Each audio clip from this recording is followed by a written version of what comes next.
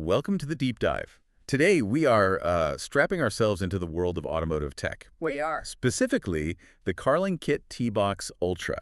It's pitched as this, ultimate upgrade for your car's infotainment system. Oh, the marketing is definitely maximalist. They're calling it their 2025 flagship product, Right?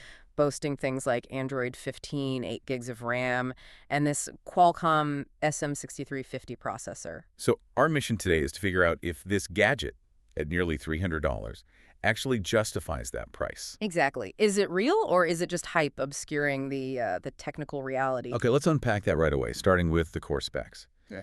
Our sources are confirming that the SM6350 chip, it's actually the Snapdragon 690. It is. So for anyone who isn't, constantly tracking mobile processors, what does that actually mean for performance? Well, it means we're firmly in the mid-range, at best. Okay. The Snapdragon 690, it's a chip for budget, maybe mid-tier smartphones. It's capable, sure, but it is not the top-tier performance you'd expect. Not for something positioned as a premium streaming hub. Not at all. And if you compare it to their older model, the TBO Plus, which runs Android 13, that one's about $130. Yeah. And the performance gains on this new one are, well, they're marginal, but the cost has more than doubled. The price difference is pretty startling. So if the raw power doesn't explain the price tag, that must bring us to the biggest catch, the one the marketing kind of avoids. And this is the absolute key to understanding the Tbox Ultra's real value. Mm-hmm. To get it to function as a full Android system, to run Netflix or anything like that, it needs a constant internet connection. Which you have to provide yourself. Exactly, either through a whole separate SIM card or by always tethering it to your phone's hotspot. And if you don't supply that dedicated internet, what happens then? Then it reverts to being a wireless CarPlay or Android Auto dongle. That's pretty much it. And you can get that feature, just the ability to ditch the cable, in the simple adapter for what, $50? Roughly, yeah. So you're potentially paying this massive, massive premium for a feature that needs this continuous external commitment from you. It just seems like a huge mismatch between the promise and the reality.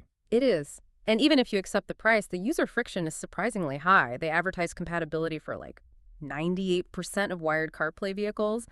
But then user forums are full of complaints about frequent disconnections. And some major brands like Geely are explicitly not supported at all. The troubleshooting doesn't exactly scream premium either, from what I've seen. Not at all. People are talking about needing auxiliary power cables just to keep it stable, or having to use a computer for firmware updates. I even saw you have to input factory reset codes just to change basic screen settings.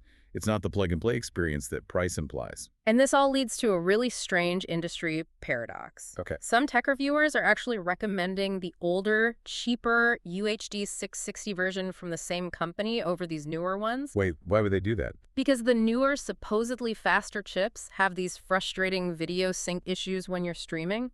The core function of the device. So they prioritized marketing specs over actual stability. It certainly looks that way. So what's the bottom line here? For you, the listener, what does this all mean? I think the consensus is pretty clear.